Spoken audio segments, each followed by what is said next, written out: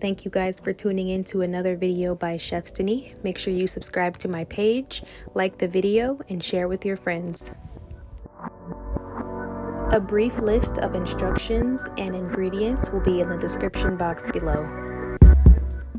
Now y'all, I was not going to make this pasta because it is played out, but I had to do something to make it look better because those ones on TikTok were looking bland.